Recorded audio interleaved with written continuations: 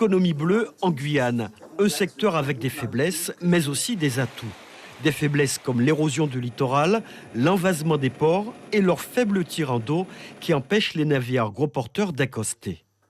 C'est une faiblesse dans la mesure où on ne dispose pas de grands ports naturels.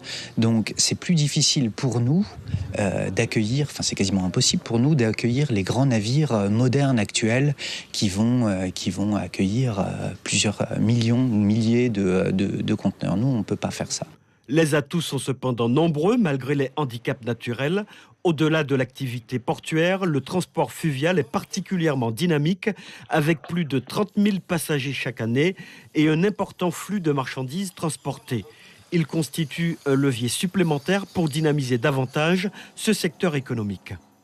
On pourrait imaginer effectivement de mieux développer le cabotage, au moins à l'intérieur de la Guyane, le cabotage fluvio-maritime, et assurer des connexions régulières entre le port de Dégradé-Cannes, le port de Kourou, le port de Saint-Laurent, peut-être le port de Saint-Georges, si un jour on y développait quelque chose. Et forcément, ça faciliterait les échanges entre tous ces parties de la Guyane.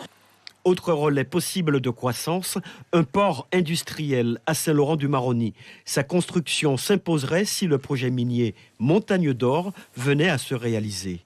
La création de ce terminal, je dirais, boosterait le développement de cette partie de la Guyane. Ça permettrait, outre donc les produits nécessaires aux mines, d'importer plus facilement tous les produits nécessaires à la vie, je dirais, courante ou au développement industriel. Je parle des hydrocarbures, les matériaux pour les constructions publiques, etc. Et pour développer les échanges commerciaux avec les pays voisins, la mise en place d'un poste d'inspection aux frontières s'impose également. Aujourd'hui, les produits brésiliens ou surinamais sont contrôlés en Europe avant leur livraison en Guyane. Ce poste frontalier doterait la Guyane de tout le potentiel en matière douanière et réglementaire pour faire entrer des flux et éventuellement transformer ces flux et les ressortir.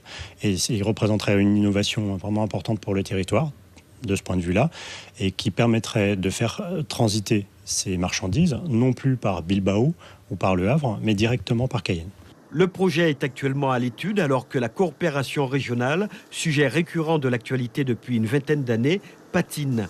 Estimé entre 3 et 4 millions d'euros, le projet verrait le jour sur la plateforme portuaire à Dégradé-Cannes.